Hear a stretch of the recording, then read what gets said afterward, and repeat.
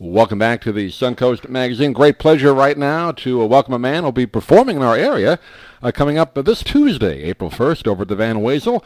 And he'll be doing a tribute to his father, Sinatra Sings Sinatra, and a lot of things going on now with him. We'll find out all about the latest updates.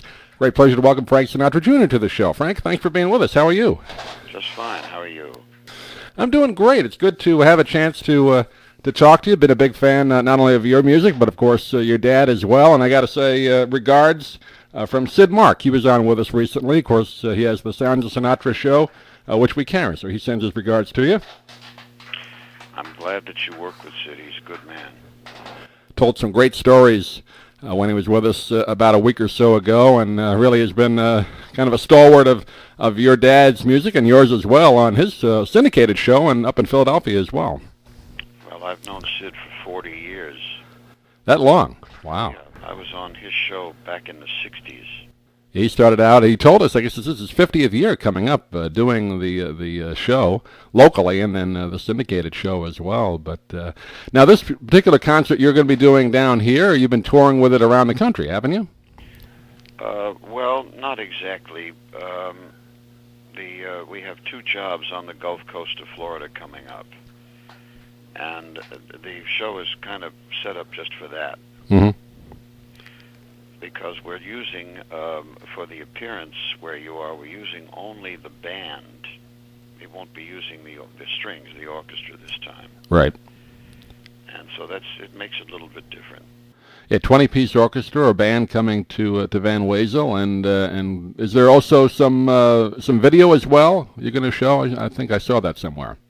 No, we have no video. No video? I thought there was something as well, but you'll be telling... It's only a concert. You'll be telling some of the great stories as well, I'm sure, in between the songs, right? Oh, yes. Just, the origin of how the music came to be, particularly chronologically, because he was constantly looking for different things, to do. I guess the big change from the big band years to what we kind of known him later on, I guess, was the early 50s or late 50s maybe, when he hooked up with Nelson Riddle, right, with the great arrangements? Well, you're right, but it wasn't the late 50s. That began in 1953. Okay. And it was at that point that he had a major change in his life. Within the period of like 6 weeks' time, in 1952, he had been dropped by his agency, his record label, and his movie studio contract. In those days, they still had movie studio contracts. Right. But all within 6 weeks, he was just kind of out in the cold.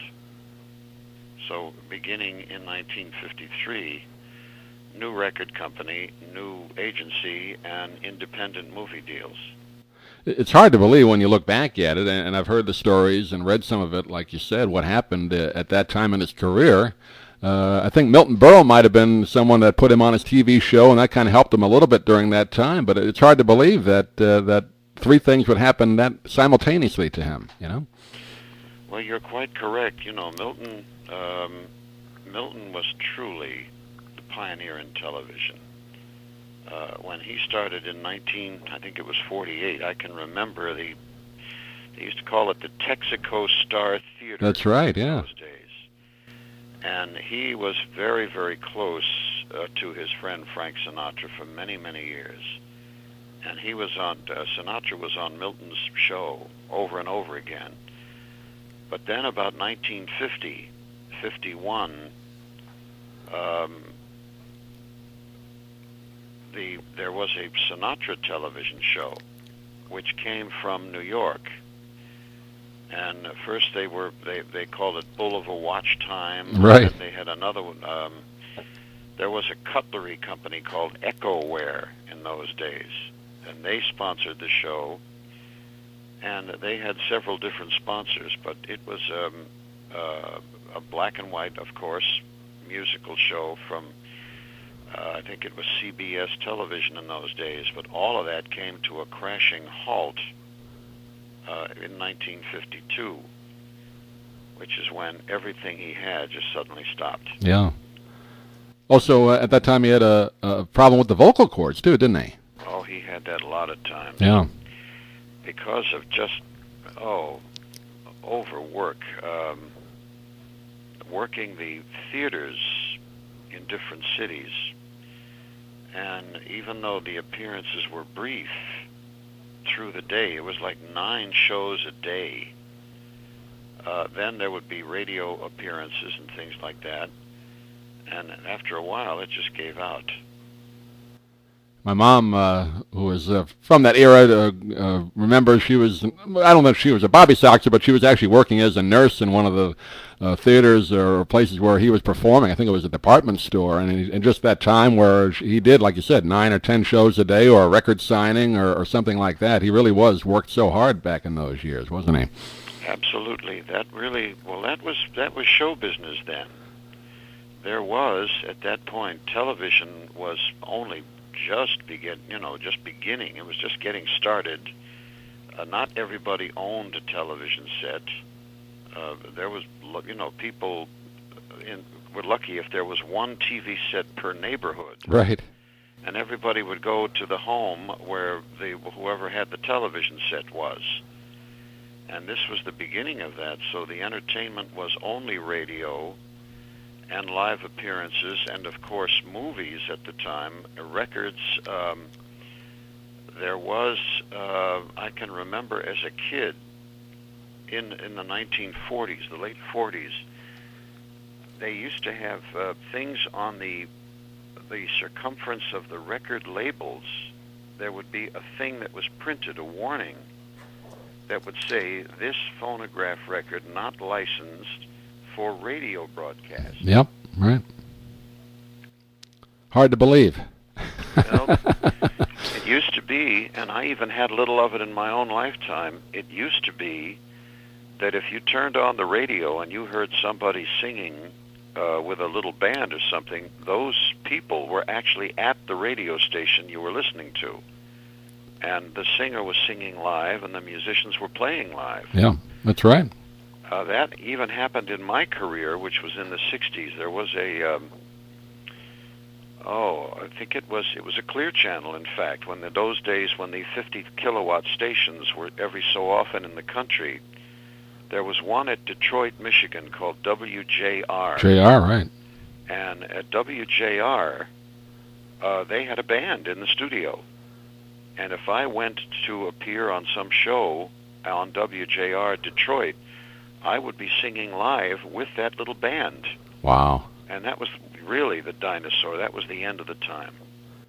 Well, I grew up in New York, Frank, listening to WNEW AM, no longer on the air, unfortunately, but I know your dad was a big part of that. Of course, William B. Williams really kind of played a lot of his music every day with the report from the chairman of the board. I'm sure you've been on it many times, and I guess that station, for radio purposes, helped a lot with the albums, didn't it? Absolutely. It was the late William B. Williams who made Sinatra the chairman of the board.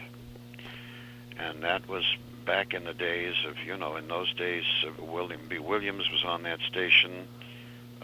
Fred Robbins was on that station. They had some wonderful radio personalities at that time.